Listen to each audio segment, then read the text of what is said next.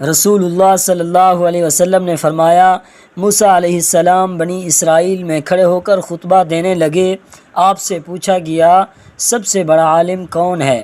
آپ نے فرمایا، میں۔ اللہ تعالیٰ نے آپ کو تنبیہ فرمائی، کیونکہ آپ نے علم کی نسبت اللہ کی طرف نہیں فرمائی تھی، یعنی یوں نہیں فرمایا تھا کہ اللہ بہتر جانتا ہے۔ اللہ نے آپ کی طرف وحی کی، دو دریاؤں کے ملنے کی جگہ میرا ایک بندہ ہے جو تجھ سے زیادہ علم رکھتا ہے۔ موسیٰ علیہ السلام نے عرض کی، یا رب، میں اس سے کیسے مل سکتا ہوں؟ رب تعالیٰ نے فرمایا، ٹوکری میں ایک مچھلی رکھ لے، جہاں وہ گم ہو جائے گی وہاں وہ ملے گا۔ حضرت موسیٰ علیہ السلام نے ایک مچھلی لے کر ٹوکری میں رکھ لی اور سفر پر روانہ ہو گئے۔ آپ کے ساتھ آپ کے خادم حضرت یوشع بن نون علیہ السلام بھی روانہ ہوئے۔ چلتے چلتے وہ ایک چٹان تک پہنچے، وہاں وہ رخت سفر رکھ کر سو گئے۔ اس دوران میں ٹوکری میں مچھلی تڑپی اور ٹوکری سے نکل کر سمندر میں جا گری۔ سمندر میں اس کا راستہ ایک سرنگ کی طرح بن گیا، کیونکہ اللہ تعالیٰ نے مچھلی کی گزرگاہ سے پانی کی روانی روک دی اور ایک طاق سا بن گیا۔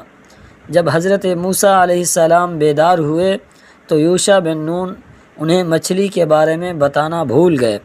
چنانچہ وہ دن کا باقی حصہ بھی چلتے رہے اور پھر رات بھر بھی چلتے رہے۔ اگلے دن موسیٰ علیہ السلام نے اپنے خادم سے فرمایا، لا ہمارا ناشتہ دے، ہمیں تو اس سفر سے سخت تکلیف اٹھانی پڑی۔ نبی کریم صلی اللہ علیہ وسلم نے فرمایا، حضرت موسیٰ علیہ السلام کو پہلے تھکاوٹ محسوس نہیں ہوئی، حتیٰ کہ اس جگہ سے آگے چل پڑے جہاں پہنچنے کا انہیں اللہ نے حکم دیا تھا۔ تب آپ کے خادم نے آپ سے عرض کی، کیا آپ نے دیکھا بھی جب کہ ہم پتھر سے ٹیک لگا کر آرام کر رہے تھے، وہیں میں مچھلی بھول گیا تھا۔ دراصل شیطان ہی نے مجھے بھلا دیا کہ میں آپ سے اس کا ذکر کروں۔ اس مچھلی نے انوکھے طور پر دریا میں اپنا راستہ بنا لیا۔ فرمایا، مچھلی کے لیے سرنگ بن گئی، اور یہ چیز موسیٰ علیہ السلام اور آپ کے خادم کے لیے تعجب کا باعث ہو گئی۔ تب حضرت موسیٰ علیہ السلام نے فرمایا، یہی تھا جس کی تلاش میں ہم تھے۔ چنانچہ وہیں سے اپنے قدموں کے نشان ڈھونڈتے ہوئے لوٹے۔ وہ دونوں اپنے نشانات قدم دیکھتے دیکھتے چٹان تک جا پہنچے۔ دیکھا کہ ایک آدمی کپڑا اوڑھے موجود ہے۔ حضرت موسیٰ علیہ السلام نے سلام کہا۔ خضر علیہ السلام نے کہا، اس سرزمین میں سلام کہاں سے آ گیا؟ آپ نے فرمایا، میں موسیٰ ہوں۔ انہوں نے کہا، بنی اسرائیل کے موسیٰ؟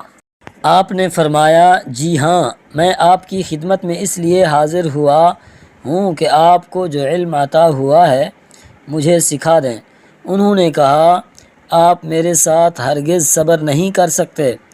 اے موسیٰ، میرے پاس اللہ کی طرف سے ایک علم ہے جو اس نے مجھے سکھایا ہے، وہ آپ کو حاصل نہیں ہے، اور آپ کو اللہ کی طرف سے ایک علم ملا ہے جو اس نے آپ کو سکھایا ہے، مجھے حاصل نہیں ہے۔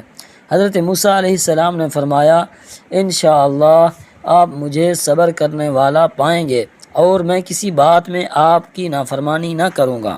حضرت خضر علیہ السلام نے فرمایا، اگر آپ میرے ساتھ ہی چلنے پر اصرار کرتے ہیں تو کسی چیز کی نسبت مجھ سے نہ پوچھنا جب تک میں خود اس کی نسبت کوئی تذکرہ نہ کروں۔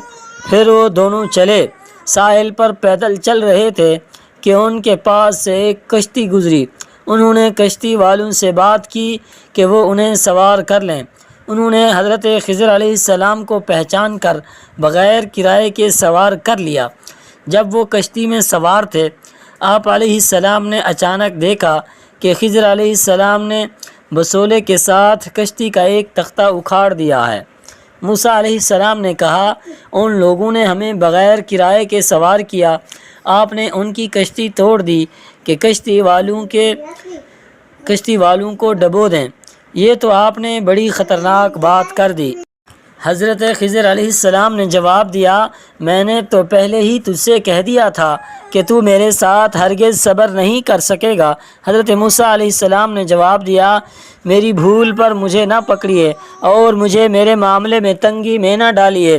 رسول اللہ صلی اللہ علیہ وسلم نے فرمایا، یہ پہلا سوال موسیٰ علیہ السلام سے بھول کر ہوا۔ اس دوران میں ایک چڑیا کشتی کے کنارے پر آ کر بیٹھ گئی اور سمندر سے چونچ بھر لی۔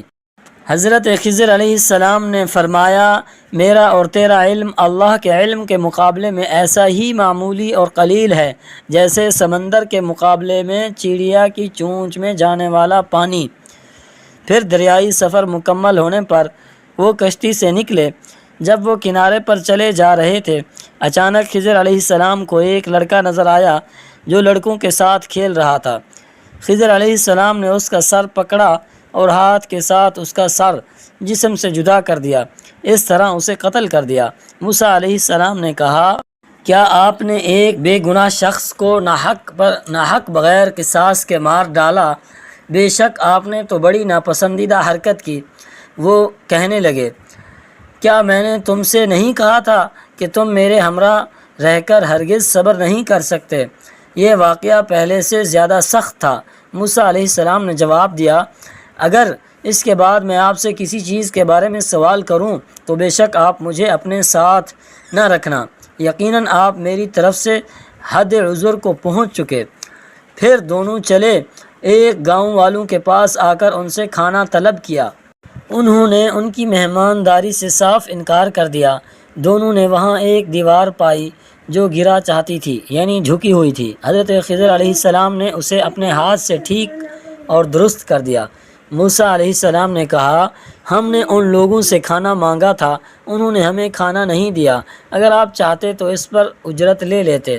خضر علیہ السلام نے کہا، بس یہ جدائی ہے میرے اور تیرے درمیان، اب میں تجھے ان باتوں کی اصلیت بتاؤں گا جس پر تجھ سے صبر نہ ہو سکا۔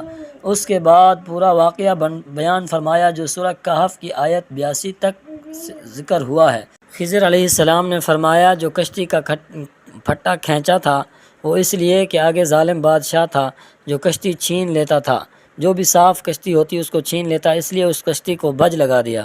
آگے جو بچے کو قتل کیا تھا، وہ بچہ جو تھا، اللہ نے مجھے علم دیا تھا، وہ ماں باپ کا باغی بن جاتا اور اس کا ماں باپ اس کی وجہ سے دین سے ہٹ جاتے، اور اللہ تعالیٰ ان میں سے ایک بچی پیدا کرنے والے تھے جس بچی میں سے اللہ تعالیٰ ایک نبی کو پیدا کرتے، اس لیے اس بچے کو قتل کر دیا۔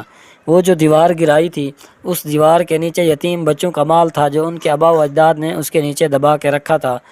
وہ بچے بہت چھوٹے تھے، اگر وہ دیوار گر جاتی تو بستی والے ان کا مال نکال لیتے، اس لیے اس دیوار کو صحیح کر دیا، تب تک وہ بچے بڑے ہو جائیں گے اور اس دیوار سے اپنا مال خود لے لیں گے۔